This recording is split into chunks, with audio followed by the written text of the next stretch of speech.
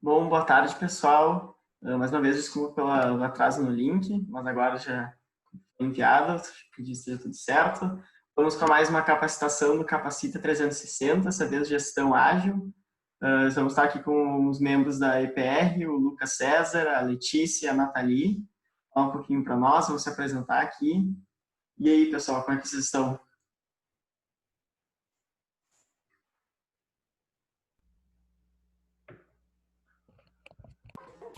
Boa tarde, pessoal, tudo bem?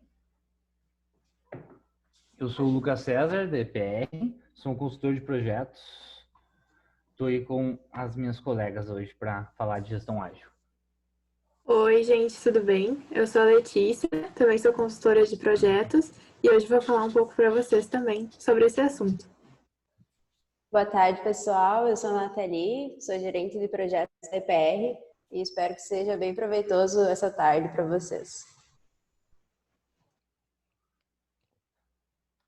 Bom, aqui é a agenda, mais ou menos como vai ser a apresentação, como vai ser tratada a conversa. Vai ter a introduçãozinha, vou falar para vocês mais ou menos como surgiu, por que surgiu a gestão ágil, falar sobre como era antes com a metodologia tradicional, daí as gurias vão falar bastante sobre o Scrum, como funciona. A gente vai também falar sobre o manifesto ágil e como isso é feito na prática, a parte mais importante. Então, para começar, o que é a gestão ágil? A gestão ágil é um conjunto de práticas de como gerir um projeto ou uma empresa. Ela surgiu por um grupo de desenvolvedores de softwares que estavam cansados da gestão mais burocrática, que demorava muito, que não entregava algo de tanta qualidade, não tinha comunicação com o cliente praticamente participava lá no início do projeto e depois só quando recebia o projeto já pronto.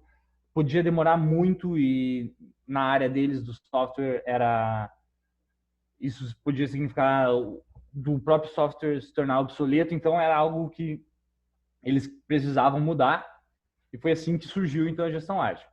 Pode passar.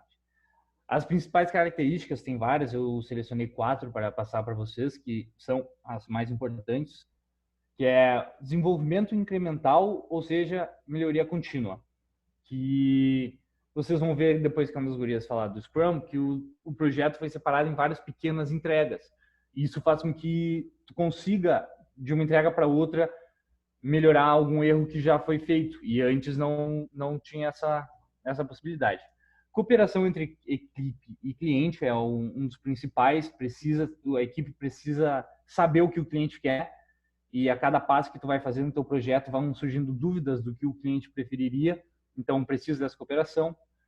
Tem que ter flexibilidade no escopo do projeto, não tem que ser algo assim pré-definido e tem que ter isso como regra. As coisas vão mudando, vai surgindo possibilidades e a conversa com o cliente vai te dando outras possibilidades, então tu tem que ter um escopo de projeto flexível e a gestão ágil traz isso, dá essa possibilidade. E entregas rápidas e de alta qualidade. E como tu tem algumas semanas para uma entrega e tu conversou bastante com o teu cliente, tu consegue entregar exatamente o que ele quer, ou algo muito próximo do que ele quer, de pouquinho em pouquinho. São características muito relevantes que fazem a gestão ágil ser a gestão ágil. Bom, o método tradicional, para entender um pouco então como era feito isso, ele é feito por etapas pré-definidas lá no início do projeto e depois meio que não se fala mais nisso, não se pensa mais nisso, só se seguem as etapas. Seria uma análise de pré-requisitos, o cliente falou que eu preciso que o meu software faça isso, isso e isso. E depois não tem uma comunicação com o cliente. Já vai parte para o desenvolvimento, para o teste, para a produção e para a manutenção.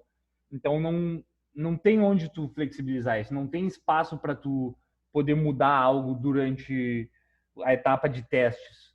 O teste é só para ver se está funcionando ou não. Então, tu só consegue definir o que vai ser teu produto lá no início e depois tu não consegue mudar. Pode passar. E isso entra, então, em detrimento com a gestão ágil, que a gestão ágil é flexível. A cada entrega, tu repensa, tu planeja o que vai ser feito. E o método tradicional não. O método tradicional, na primeira etapa, tu pensa que vai ser feito e depois não se discute mais, não se pensa mais nisso. Então, tu tem uma flexibilidade muito maior, tu tem muito menos burocracia entre etapas. O que talvez seja o mais importante mesmo é a comunicação com o cliente. Então, o cliente está mais envolvido com o projeto. Cada projeto é muito particular de cada cliente, cada empresa que tu vai entrar para trabalhar é completamente diferente, tem uma cultura diferente e precisa de algo diferente. E não tem como tu saber no meio do projeto como o teu escopo, como a ferramenta que tu está construindo vai ser útil para o teu cliente sem ter essa conversa. Então, essa parte da comunicação com o cliente é o que talvez seja uma das principais na gestão ágil, junto com a flexibilidade que isso traz, que, bom, deixou o método tradicional algo que não faz mais sentido ser usado hoje. E como funcionou muito no desenvolvimento de softwares, esse método vem sendo transformado, adaptado para todas as gestões que a gente tem hoje dentro de uma empresa. A gente está falando hoje aqui em empresas júniores de consultoria e serve muito para nós. Foi algo que veio se adaptando desde que saiu o manifesto da gestão ágil, que a gente vai falar também aqui, que é um manifesto que aquele grupo de desenvolvedores, quando cansou do modelo cascata, do método tradicional, decidiu fazer. Eles sentaram, pensaram como que é a melhor maneira de se desenvolver um software. E hoje a gente está aqui vendo como é a melhor maneira de aplicar isso na nossa gestão. Pode passar. Bom, o manifesto ágil vai ser tratado de novo depois pela Letícia.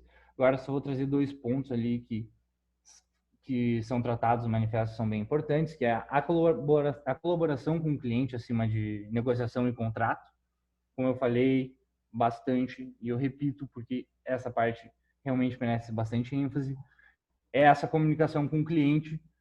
Quando antes a comunicação que tinha era realmente algo mais contratual, era algo que no início tinha negociação, então tu não trabalhava com o cliente.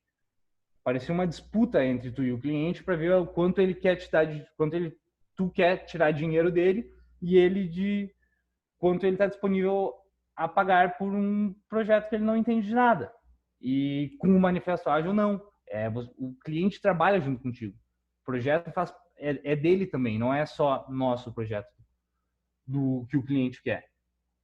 Então essa colaboração é uma parte importantíssima para o manifesto, para a gestão ágil, e a capacidade de resposta a mudanças acima de um plano pré-estabelecido, que é o que foi dito no modelo de cascata. Não tem como tu mudar no meio do caminho, não tem como tu mudar, não tem flexibilidade, não tem espaço para tu mudar uma parte do teu projeto. E no modelo ágil não, o modelo ágil é feito em cima da flexibilidade. Esse é um dos princípios do modelo ágil, é isso que guia o modelo ágil, é essa possibilidade do teu projeto ao longo do tempo indo para diversos caminhos diferentes, sempre visando a qualidade para o cliente. Pode passar. E bom, aqui estão algumas das principais metodologias que estão na gestão ágil. O sistema de Kanban são praticamente post-its que deixam de uma maneira bem mais visível cada tarefa que precisa ser executada em cada pequena entrega, qual é o andamento dela. Fica algo muito visível, tu vê um post-its, tem que produzir tal negócio, está lá, está em andamento, precisa começar, já foi finalizado. Então é algo que deixa bem mais visível e uma comunicação com a tua equipe bem mais fácil. O Lean, que vem do toyotismo, que é ter uma produção enxuta, não gastar, não tentar diminuir perdas, diminuir desperdícios desnecessários. E o Scrum, que é o que a gente vai dar ênfase nessa aula, que é o que a gente vai dar ênfase nessa conversa. As gurias vão explicar bastante o que é o Scrum e como ele é posto em prática na nossa rotina. Pode passar. Oi, pessoal. Então, eu quero perguntar para vocês se vocês fazem ideia de como é que o FBI trabalhava antigamente. Bom, eu não sabia e eu descobri que antigamente o FBI tinha um processo muito burocrático e falho, no qual seus agentes, para fazerem um projeto, quando eles terminavam, eles tinham que fazer 3 vias de escrever o trabalho deles, 3 relatórios. A primeira, que ficava ali no local de trabalho deles. A segunda, caso eles perdessem essa primeira via. E a terceira, na qual eles tinham que sublinhar as palavras-chave dos seus casos e coisas que eles achavam relevantes para o banco de dados. E todo esse processo, feito na mão, em papel, quando ele ia para o seu supervisor e voltava, ele recebia um número de pedido, era muito falho, muito burocrático, muito demorado. E toda essa trabalhosidade que eles tinham que fazer foi apontada como uma das causas número 1 para o FBI não ter percebido as movimentações da Al-Qaeda na véspera do 11 de setembro. Então, após esse acontecimento terrível, eles decidiram reformular o sistema, eles gastaram anos em pesquisa, milhões de dólares em pesquisa, para chegar à seguinte conclusão: o problema não estava no que eles estavam fazendo, mas no modo que eles estavam fazendo. E é nisso que se insere o Scrum. O Scrum é um framework simples para gerenciar projetos complexos. À medida que a gente conhece menos os requisitos de um projeto ou a sua tecnologia ela é muito complexa, é aconselhável utilizar o Scrum. Inicialmente, o Scrum teve origem no universo dos desenvolvedores de software, mas atualmente ele pode ser aplicado em várias áreas, e é por isso que a gente está trazendo ele aqui. Pode passar. Então, o Scrum possui 3 pilares fundamentais. O primeiro deles é a transparência, ou seja, todos têm conhecimento sobre os requisitos e o andamento do projeto. O segundo é a inspeção e o terceiro é a adaptação. Pode passar? Então, a equipe do Scrum, ela é formada pelo Scrum Master, pelo Product Owner e pelo time em si, que também pode ser chamado de time de desenvolvimento. O Scrum Master, ele ajuda todos os envolvidos a abraçar os valores do Scrum. Ele deve conhecer muito bem todo esse framework de trabalho, de modo que ele vai ajudar a equipe a desenvolver a sua própria abordagem. Ele é um facilitador, mas ele não é um chefe de ninguém. O Product Owner, ele é o líder responsável por definir quais produtos e funcionalidades vão ser construídos ao longo do projeto, e além de dizer a ordem que o time deve seguir. Eles mantêm os outros participantes com uma visão muito clara do que o projeto quer, e é ele quem prioriza os itens do Product Backlog. Ele dá uma visão do produto, dizendo o que ele quer e onde ele quer chegar. O time são aqueles que, de fato, vão construir o projeto. Mas no Scrum, quem decide como fazer as coisas é o time, e não um gerente ou um chefe. A equipe se auto-organiza para definir a melhor forma de chegar na meta de trabalho estabelecida pelo Product Owner. O Scrum e o Rugby. Para quem não sabe, e eu achei isso interessante, o Scrum é um termo do jogo de rugby que se refere à maneira como o time se une para avançar com a bola em campo. Ele envolve um posicionamento cuidadoso, uma unidade de propósito e um objetivo claro. E o Scrum também está sempre associado ao termo ágil. Então, retomando um pouco, o Manifesto Ágil foi criado numa reunião em 2001 por 17 profissionais da área de desenvolvimento de software. Ele segue as seguintes premissas. Primeiro, que temos que priorizar indivíduos ao invés de processos. Segundo, que produtos devem funcionar em vez de ter uma documentação que informa como eles deveriam estar funcionando. É muito importante priorizar a colaboração com o cliente em vez de uma negociação com ele, assim como o Lucas já tinha mencionado anteriormente. E também responder às mudanças ao invés de seguir um plano. Então, às medidas que as coisas vão acontecendo, tu te adapta. Então, para dar um exemplo, para vocês entenderem um pouco, porque o Scrum ele tem muitos termos assim que não fazem parte do nosso dia a dia. Então, para dar uma contextualizada, imaginem que um cliente que trabalha com velocidade de carro, com acidentes de trânsito, ele deseja fazer um software para facilitar o trabalho dele. Ele não quer ter que ficar fazendo vários cálculos na calculadora, ele quer ter um programa para fazer isso. Então, ele chega numa empresa de software e diz a seguinte coisa: eu quero que esse programa calcule a velocidade, a distância de frenagem, eu quero que tenha uma aba que me mostre determinados gráficos, eu quero que tenha um link que me leve para determinado site. Então, o que é isso? Essa lista de funcionalidades que o cliente quer é o backlog, ou seja, os requisitos que um cliente quer receber ao final do projeto. E ela é organizada de acordo com as prioridades definidas pelo Product Owner.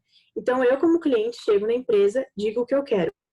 O Product Owner vai dizer, olha, isso é para a equipe, né, que vai fazer o software. Isso é mais importante, e depois vem isso. E a partir disso é organizado o sprint, que tem uma duração definida e pode durar entre 2 a 4 semanas. E a partir do primeiro sprint, os próximos não são feitos de forma aleatória, mas sim seguindo uma ordem determinada pelo Product Owner de acordo com o backlog. Conforme os incrementos do produto vão sendo entregues, o Product Owner pode querer mudar alguma coisa no projeto. Isso pode ser reintroduzido no backlog, de modo que esse processo só vai terminar quando todas as funcionalidades estiverem construídas e o produto final estiver pronto com todas as mudanças agregadas.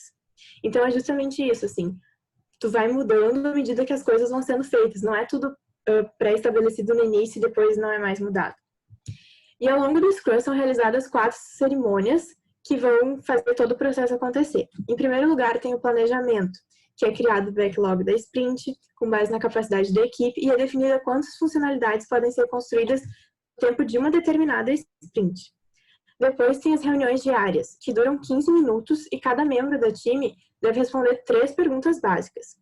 O que você fez ontem para ajudar a equipe a concluir o sprint? O que você fará hoje para a equipe ajudar a concluir o sprint? E quais obstáculos estão atrapalhando a equipe? A razão da reunião diária é o time debater o que está faltando para obter sucesso na sprint. Dessa forma, o Scrum ajuda a eliminar os desperdícios, porque se um erro é detectado, todo o time para ajudar a consertar. Além disso, essas reuniões ajudam na transparência, porque dessa forma todo mundo se comunica e sabe o que o seu colega está fazendo. Em terceiro lugar, tem a revisão, que é feita para validar e adaptar o produto que está sendo construído, verificando se o que está sendo feito está de acordo com o esperado, tanto pelo Product Owner quanto pelo cliente. Aqui que surgem as mudanças no backlog e verifica a necessidade de adaptação do produto. E por fim, tem a retrospectiva, que verifica a necessidade de adaptação do processo como um todo. O que foi positivo, o que foi negativo na visão dos membros e qual é a forma de melhorar isso para uma próxima vez. Pode passar. O Scrum, ele minimiza as perdas porque ele se baseia na seguinte ideia, de falhar rápido e barato. Porque o processo vai sendo feito e vai sendo apresentado ao cliente, de forma que ele descobre o que deseja à medida que experimenta o produto que está sendo entregue para ele. E aí ele vai dando feedbacks e aí a equipe vai podendo melhorar para um lado ou para outro e não é algo fixo. Então, por onde começar a aplicar isso na minha EJ se eu quero começar a fazer um Scrum para um projeto? Em primeiro lugar, escolha o dono de produto, ou Product Owner. Segundo lugar, selecione o time. Terceiro, escolha o Scrum Master. E quarto, crie e ordene o backlog do produto de acordo com as prioridades que o cliente te informou. Quinto, refine e estime o backlog. Sexto, faça o planejamento da sprint. Então, assim, numa sprint, tu não vai fazer todas as funcionalidades do produto. Tu vai definindo, tipo, nessa sprint eu vou fazer 2, porque essas 2 são mais tranquilas. Numa terceira, se é uma funcionalidade que exige mais, tu vai demorar uma sprint para fazer só essa uma funcionalidade. Então, é assim que a gente faz o planejamento. Depois é tornar o trabalho visível. E em oitavo é realizar a reunião diária, que vai ocorrer todos os dias no mesmo horário e deve durar no máximo 15 minutos. Depois é fazer a revisão do sprint. E 10, fazer a retrospectiva do sprint, depois que todos eles já tiverem acabado. E o 11º é comece de imediato o sprint seguinte, levando em consideração a experiência do time na sprint anterior e tudo aquilo que precisa ser melhorado no próximo ciclo. Então agora, nossa colega Nathalie vai dar um exemplo de como a gente aplicou isso num projeto da EJ mesmo. Então, pessoal, a Letícia já falou muita coisa de como o Scrum é feito, então a gente vai ver realmente como funciona na prática, como nós, CPR, aplicamos os nossos projetos. Então, a primeira coisa que a gente faz é o termo de abertura. Bom, só que a gente tem que lembrar que, então, a gente já tem os times definidos na EPR, então todos os papéis já estão definidos nesse momento. A gente já tem o gerente do projeto e a gente já tem toda a equipe que estará participando desse momento. Então, após a gente ter a equipe, a gente faz esse termo de abertura, que é o primeiro registro que vai ser feito para aplicar o Scrum.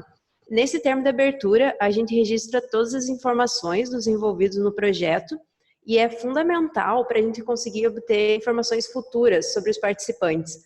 Por exemplo, o cliente daqui a 2 anos ele pode te chamar porque ele perdeu algum documento, alguma coisa, aí tu consegue ver através desse termo de abertura quem eram as pessoas que estavam participando, todos o contato delas, e assim tu consegue enviar de novo para o cliente ou entregar alguma coisa que ele estava precisando. Então, como é feito esse termo de abertura? A gente faz ele faz todo o Scrum no Excel. Tá? Então, a gente faz esse termo de abertura com o nome do projeto ali, o escopo que o projeto está sendo, com o nome da empresa. A gente define, então, o gerente de projeto, que é o membro que está mais responsável pelo projeto, que é o responsável pelos entregáveis e pelo contato com o cliente. A data de início e do final, para a gente ter também uma ideia ali de quanto tempo o projeto vai durar, para a gente estimar esse tempo e não passar muito além disso. O nome de todos os envolvidos com o projeto, tanto os membros que estão na equipe, tanto também os clientes, o diretor de projetos da EJ ou algum professor que esteja participando ativamente desse projeto. Então, a gente coloca todos os nomes das pessoas ali. Além de colocar o nível de envolvimento, que é se a pessoa, geralmente os membros, então eles estão na execução do projeto, o gerente está na gestão, aí tem, por exemplo, o diretor de projetos, ele está como suporte, e o cliente, ele é um fornecedor de informações, ou algo nesse sentido. Então, após isso, a gente define o papel, que é, então, ou ser consultor, ou é o seu cliente, o diretor, supervisor, e o contato da pessoa, então, o e-mail e o telefone. E, por último, para completar o termo de abertura, a gente coloca qual o objetivo do projeto, o que a gente quer alcançar com ele. Então, após a gente ter feito todo esse termo de abertura, a gente faz um brainstorm. A gente pode fazer esse brainstorm só com a equipe, ou pode fazer junto com o cliente, ou depois validar com o cliente. Então, nesse brainstorm, a gente reúne a equipe e elenca todos os problemas que o cliente possui. E é a partir desses problemas que a gente vai propor algumas soluções. Então, aqui a gente pode fazer no Miro, que é uma das ferramentas que a gente usa para fazer o brainstorm, que a gente, então, elenca todos os problemas que o cliente tem, e a partir desses problemas, a gente consegue ver oportunidades que a gente pode atuar neles. Então, após a gente definir tudo que o cliente tem de problema e tudo que a gente pode ter oportunidade para melhorar, a gente começa a fazer as user stories, que são as histórias de usuários. Então, essas user stories, elas devem responder 3 questionamentos: quem, o que e por quê. Então, eu coloquei um exemplo então, como presidente de vendas, que é quem, como presidente de vendas, eu quero rever o meu desempenho histórico de vendas, que é o quê, então eu quero rever o meu desempenho, para identificar produtos com melhor desempenho, então que é o porquê.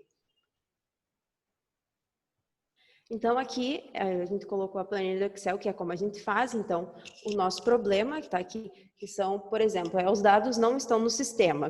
O meu cliente ele tem esse problema que os dados que ele coleta não consegue colocar no sistema. Então, a oportunidade que a gente tem, através desse problema, é fazer uma padronização dos processos, difundir o conhecimento entre todos. Mas como que a gente vai fazer isso? Então, a gente faz a user story. Como coordenador de empresa, gostaria que os processos fossem documentados, pois quando ocorrer um desligamento, outro colaborador irá conseguir fazer as mesmas atividades. Então, a gente respondeu quem vai fazer, que é o coordenador da empresa, o que ele gostaria que fizesse e por que isso vai acontecer, ou como isso vai acontecer. Então, após a gente já ter definido tudo isso, todas essas user stories, então, nesse momento inicial, a gente olha para uma visão mais ampla do projeto, olha no inteiro, todas as oportunidades que a gente tem, lança todas as user stories, e aí a gente vai para o backlog do produto. Então, que as user stories elas vão ser colocadas em uma ordem e definir uma prioridade e também estimar o tamanho daquela tarefa. Então, a gente entra para essa nova planilha do backlog do produto, em que a gente vai ter já várias user stories. Aqui a gente continua com a mesma. A gente identificou ela primeiro, então essa user story. A gente coloca o predecessor. Por exemplo, o predecessor é o user story que serve de pré-requisito. Então, para mim conseguir realizar a user story número 1, antes de realizar ela, eu vou ter que realizar a User Story 4 e a User Story 5, que dependem diretamente da 1. Então, a gente teria que realizar a 4 e a 5 para depois realizar a 1. E depois a gente define o nível de prioridade. Pode ser que ela não seja uma tarefa muito importante, então ela vai ter uma prioridade, por exemplo, ela é a quarta na prioridade. Ou nesse caso, a gente colocou a primeira. Após a gente definir a prioridade, a gente define uma estimativa, que é a chamada estimativa de shirt size, que ela é de acordo com ela é uma estimativa de grandeza da user story e ela vai bem desse modelo de tamanho de camiseta. Como o P é uma user story que é pequena, que ela não é muito difícil de ser feita, a M, que é uma média, e a G, que é uma tarefa, a user story é uma tarefa muito grande, que vai ser demorada para fazer e vai depender bastante do esforço da equipe. Então, depois que a gente estima essa user story, qual é o tamanho dela, a gente bota do lado do status, que é standby, ou que ele está no sprint, ou que essa user story já foi concluída. Então, após a gente ter toda essa planilha, a gente começa a orientação de entregas.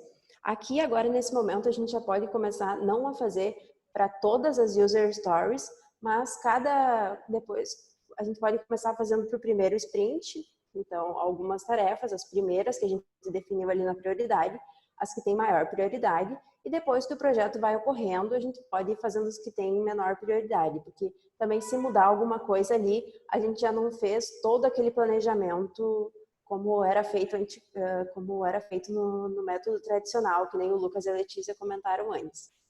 Então, nessa parte da orientação de entregas, a gente vai destrinchar a user story, principalmente as que estão na priorização mais alta. Então, a gente destrincha elas em orientadas ao produto, que seria a tarefa macro, depois orientadas à ação, que são ações realmente que a gente precisa para realizar essa tarefa.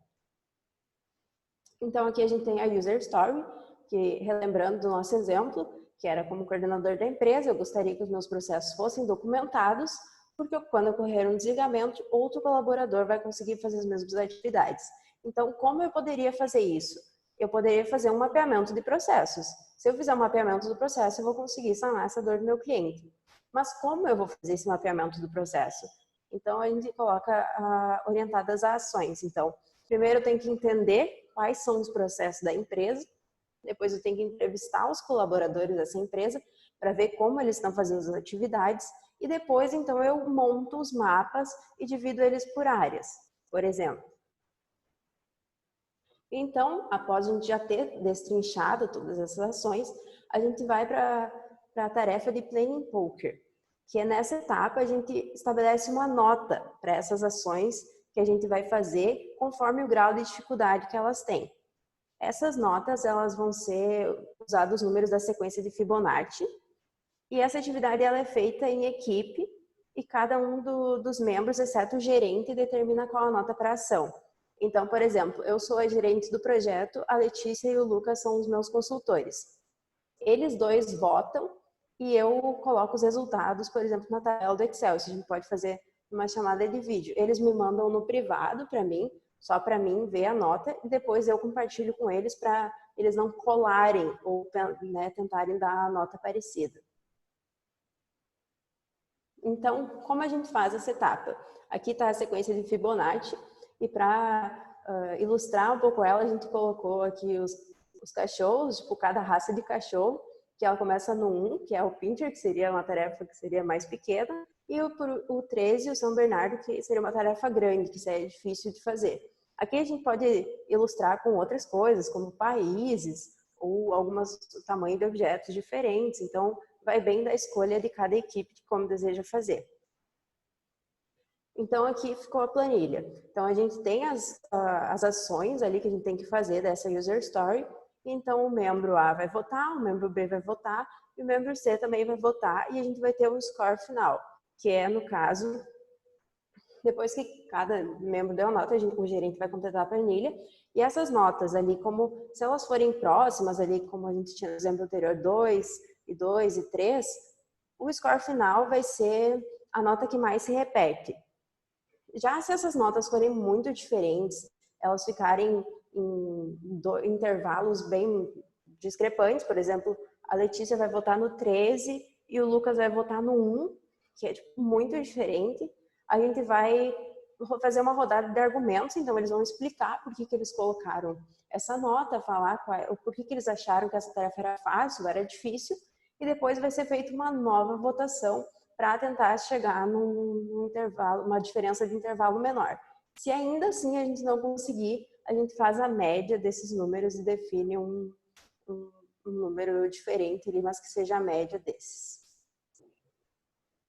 Então, após a gente ter dado essa nota, claro, lembrando que eu falei isso, a gente pode fazer antes de cada sprint, depois a gente pode definir primeiro essas notas para os primeiros 2 sprints, e depois a gente vai fazendo isso ao longo do projeto. Se essas ações estiverem ok, se o projeto está andando de acordo, se o cliente está gostando do resultado, se era realmente isso mesmo que ele queria. É muito importante também validar com o cliente todas essas etapas, conversar com ele e falar que estão usando metodologia ágil, que vai ficar muito mais fácil para ele também conseguir entender o que a gente está fazendo e entender quando que a gente vai ter entregas para ele. Então, a gente vem para a etapa de Release and Planning, que a gente define o número de semanas que a gente vai ter em cada sprint. Então, a gente tem que levar também em consideração o total de semanas do meu projeto. Então, por exemplo, o meu projeto ele tem 10 semanas. Então, eu quero fazer 5 sprints. Então, eu sei que cada sprint vai ter 2 semanas. Eu também não posso definir vários sprints e não atrasar muito o projeto, terminar ele muito cedo. Então, a gente vê ali do que foi combinado com o cliente no início.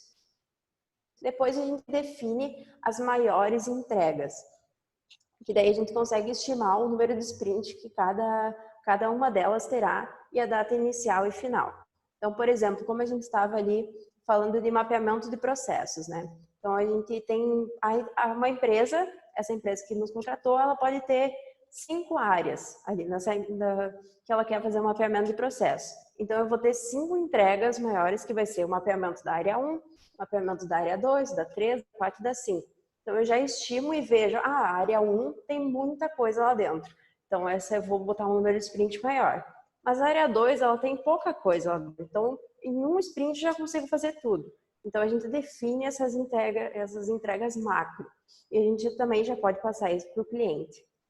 E, por último, a gente monta um quadro Kanban para essas entregas macro, que fica mais a cargo do gerente ficar cuidando.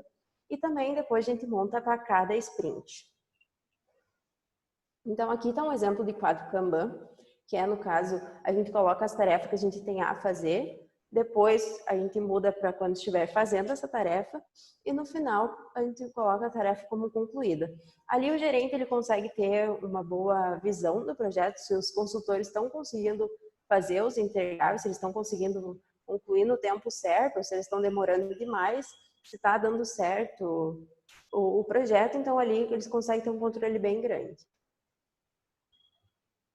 Então, continuando o sprint planning, agora que a gente tem tudo isso já definido, a gente consegue, a partir dessas ações que a gente já definiu a nota delas também, a gente consegue determinar quais delas vão ficar em cada sprint.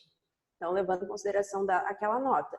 Porque também a gente não pode colocar tarefas muito difíceis em um sprint e a equipe ficar sobrecarregada. Então, a gente tem que balançar ali o que vai ficar em cada sprint. Então, a gente monta um quadro Kanban para cada sprint, como eu falei anteriormente já, e depois define os responsáveis por cada tarefa.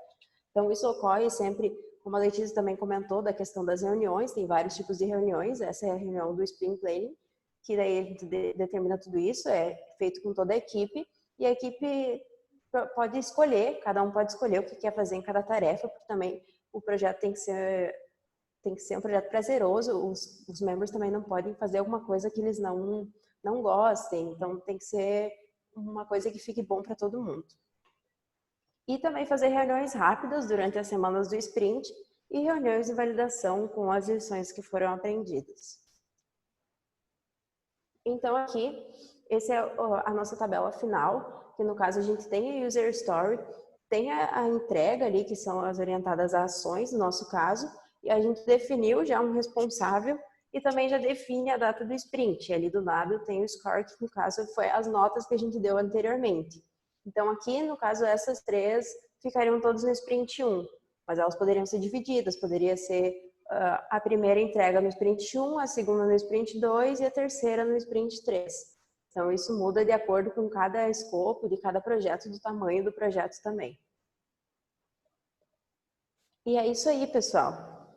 Se vocês ficaram com alguma dúvida ou algum questionamento, depois a gente pode divulgar essa planilha para vocês e como a gente monta todos os nossos sprints, como é feito todo esse método.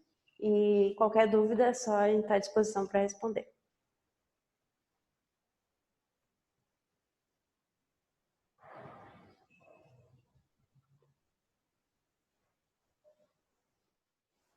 Mandei ali o link da pesquisa de satisfação, quer sempre ouvir o que vocês acharam, se tiverem alguma ideia. Se ficarem alguma dúvida, vocês sabem que podem sempre chamar o pessoal, podem nos chamar, a gente coloca vocês em contato. Se vocês quiserem desenvolver isso, vocês podem ter o auxílio da Nathalie, do Lucas e da Letícia para ajudar vocês a entender mais, alguma coisa assim, está sempre bem disponível, pessoal. E se vocês tiverem alguma dúvida, alguma ideia que vocês pensaram, alguma experiência que vocês tiveram, se vocês alguma vez tentaram aplicar ou não deu certo, ou se já deu certo, que dicas vocês tiveram, assim, que lições aprendidas, por favor, pessoal, fiquem abertos aí e podem compartilhar.